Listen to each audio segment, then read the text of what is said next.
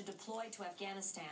The state's highest elected officials made a point to thank the National Guardsmen at a ceremony in Pittsfield. New at 11 News 10's Marie Luby has the emotional stories from some of the families.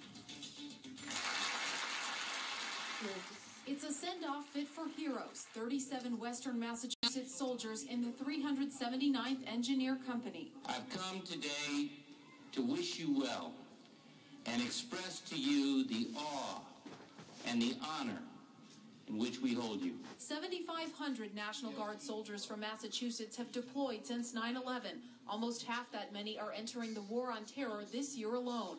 This year, 2010, we'll see the Massachusetts National Guard engage in its most significant and fast-paced operational tempo since World War II.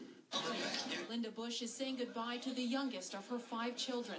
This is his first deployment. I'm so proud of him, but I'm so scared.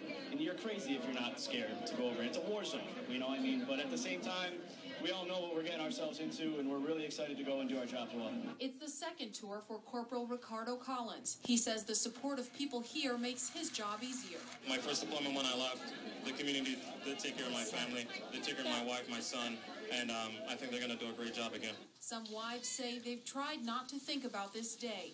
They're drawing on help from family readiness groups as they prepare for a year without their husbands. Eventually reality kicks in, you have to accept it, and they are doing the most wonderful thing they can do for our country. Little Seth Tuper doesn't understand that yet, but she clearly has her daddy's heart. There's something I'll miss, but I'll be looking forward to, and it keeps me going.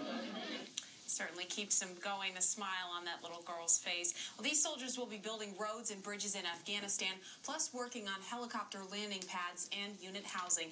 And Christina, a lot of tears there you didn't see on camera. Oh, the send-offs are always so touching, and some of the families have been through this a number of times. Does it ever get any easier?